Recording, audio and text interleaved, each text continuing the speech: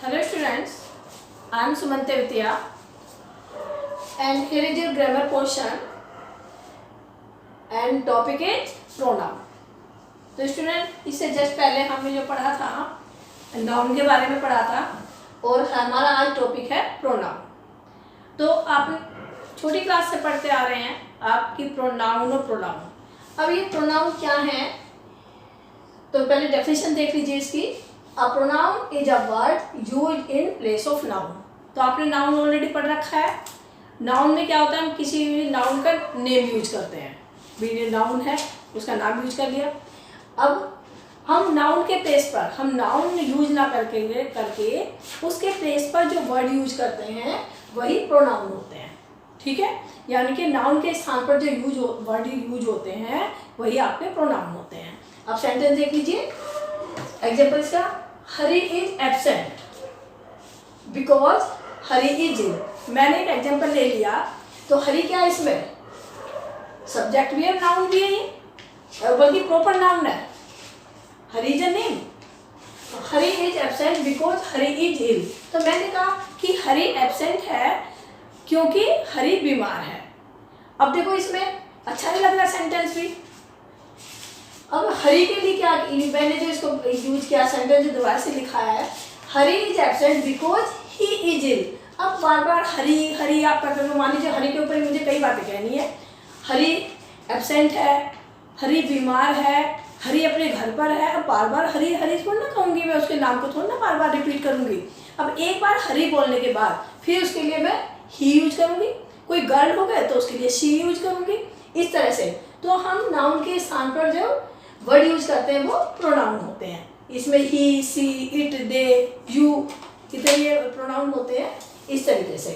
तो हम मेनली आपको क्या निकल कर आया कि प्रोनाउन क्या है, कि जो नाउन के प्लेस पर यूज होते हैं वर्ड वे ही प्रोनाउन होते हैं। आई होप क्लियर हो गया होगा आपको। अब देख लीजिए काइंड्स ऑफ प्रोनाउन। अब प्रोनाउन कई तरीके के होते हैं, जैसे मैंने आपको बताया था कि नाउन भी कई तरह के होते हैं, इसी तरह से प्रोनाउन भी कई तरीके के होते हैं। तो उनको आप वन बाय वन पढ़ेंगे यहाँ पर। काइंड्स ऑफ प्रोनाउन, तो इसमें सबसे पहले हमने ले लिया पर्सनल प्रोनाउन। ओके, जिसे व्यक्तिवाचक सर्वनाम भी बोलते हैं हम लोग हिंदी में। तो पर्सनल प्रोनाउन तो क्या है इसमें, it is used in place of persons name, यानी कि पर्सन के नेम, जहाँ पर्सन का नाम आता है पर्सन के नेम के प्लेस पर हम इसको यूज करते हैं। That is called personal pronoun. Example देख लीजिए इसका, she has passed the examination. हमने कहा कि उसने एग्जाम पास कर लिया है। अब उसने, भाई कोई लड़की तो है, कोई गर्ल तो है, अब उस गर्ल का नाम ना लेकर के हमने शी यूज कर लिया। अगर हम इसको यहाँ पे किसी के गर्ल का नाम ले लेते तो फिर यहाँ प्रोनाउन होता ही नहीं, वो नाउन हो जाता, वो प्रोनाउन हो जाता, प्रॉपर नाउन हो जाता। तो हमने क्या, she has passed the examination. अब आपका जो शी यूज हुआ है ये पर्सनल प्रोनाउन है, क्योंकि ये यहाँ पे नाम आना चाहिए था और नाम के प्लेस पर हमने यूज कर लिया शी। ठीक है। अब आपके जो पर्सन होते हैं इसमें कई तरह के पर्सन होते हैं, या मेनली 3 टाइप के पर्सन होते हैं। फर्स्ट पर्सन, सेकंड पर्सन और थर्ड पर्सन। अब आप देखिए I, we, you, he, she, it, they, ये सब क्या आपके प्रोनाउन ही तो है। लेकिन हमने जो पर्सनल प्रोनाउन में बात की तो 3 टाइप के पर्सन होते हैं, फर्स्ट पर्सन, सेकंड पर्सन और थर्ड पर्सन। अब फर्स्ट पर्सन क्या, आई और वी। अब ये देख लीजिए आई और वी ये फर्स्ट पर्सन है।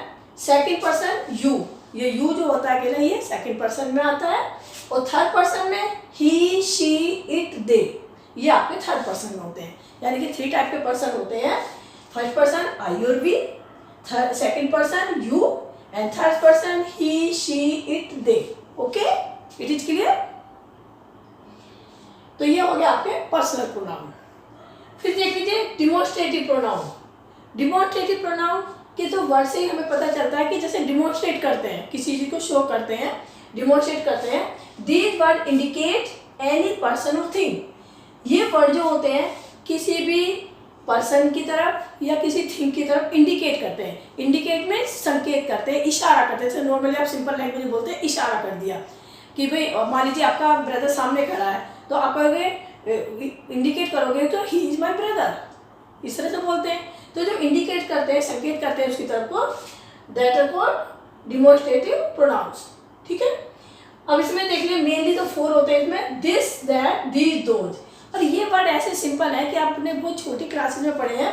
दिस सिंगुलर के लिए यूज होता है, दिस और दैट, ठीक है, ये दोनों वर्ड सिंगुलर के लिए यूज होते हैं।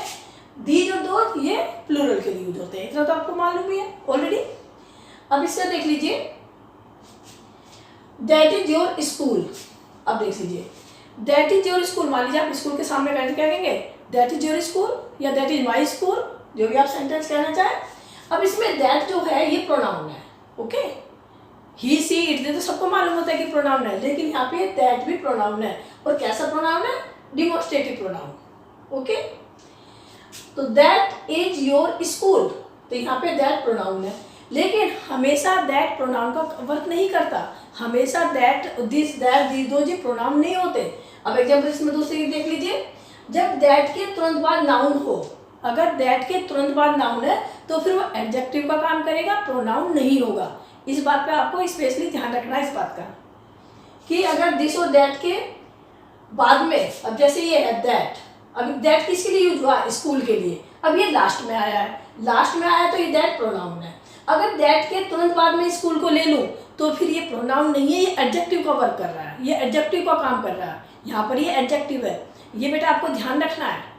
अब इसी एग्जाम्पल को मैंने दोबारा से लिखा है, लेकिन यहाँ पे थोड़ा चेंज किया, क्या किया कि दैट के तुरंत बाद मैंने नाउन ले लिया है, ठीक है। तो क्या किया, दैट स्कूल इज माइन, ये मैंने इसका दैट इज माई स्कूल अगर करना चाहे, या दैट इज योर स्कूल, जो भी है, तो मैंने क्या कर दिया यहाँ पे, that school is mine, that के तुरंत बाद स्कूल ले लिया।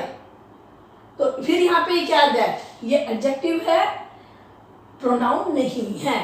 यानी कि कहना आपको ये पड़ेगा सिंपल लैंग्वेज में, या सिंपली तरीके से आप ये याद कर सकते हैं इस तरीके से, कि अगर दैट के तुरंत बाद नाउन आया है तो वो एडजेक्टिव का वर्क करेगा दैट, और दैट के अगर काफ़ी दूर या बाद में नाउन आया है तो वो प्रोनाउन का काम करेगा।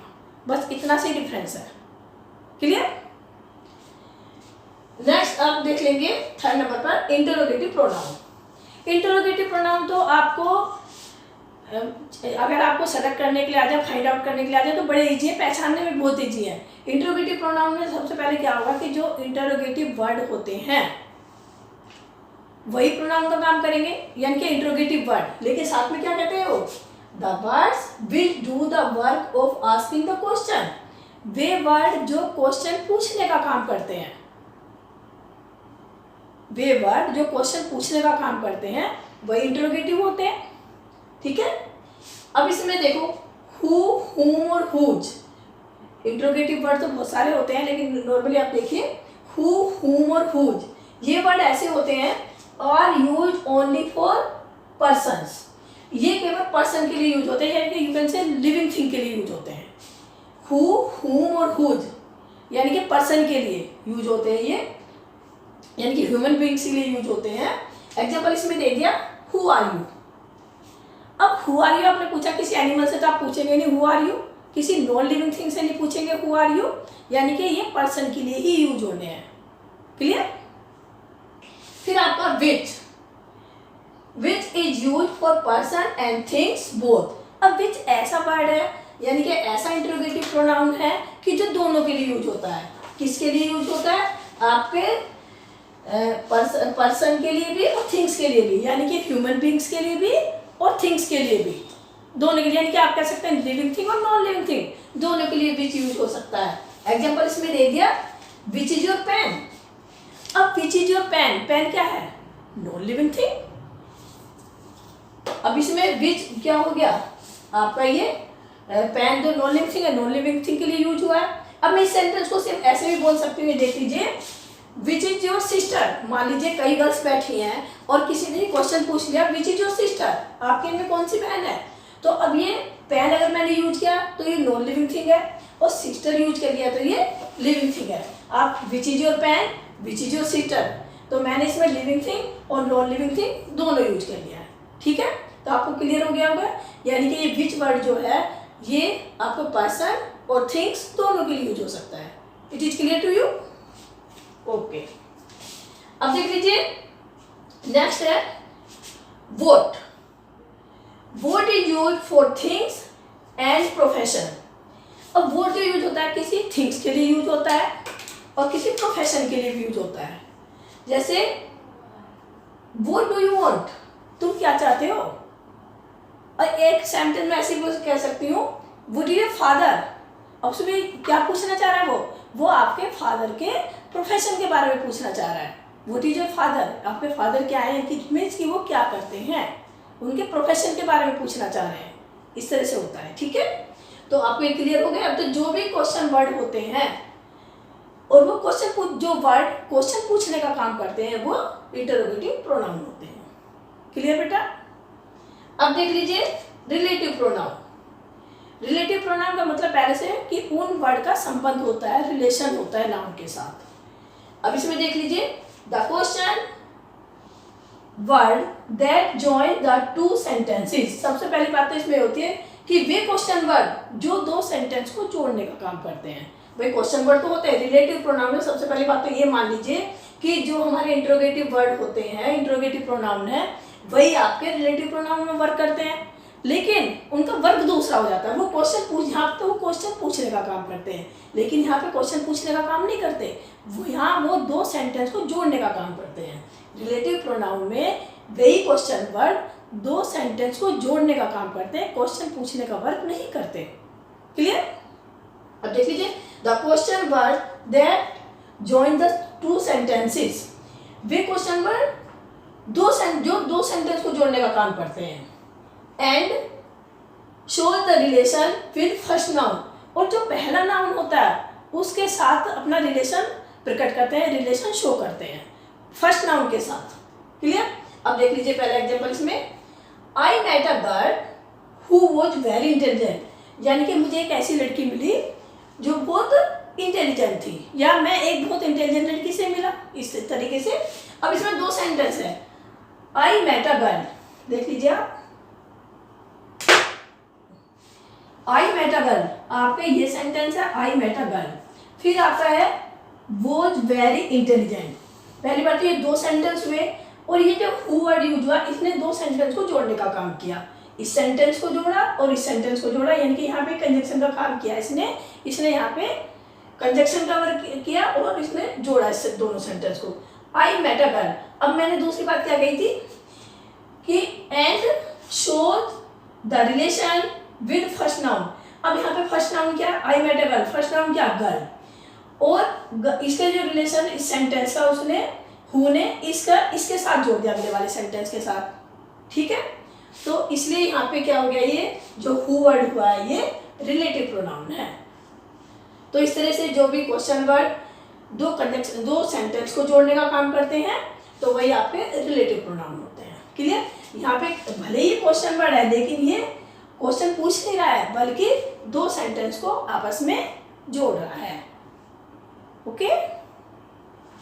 नेक्स्ट देख लीजिए, जो नेक्स्ट है आपका रिफ्लेक्सिव प्रोनाउन।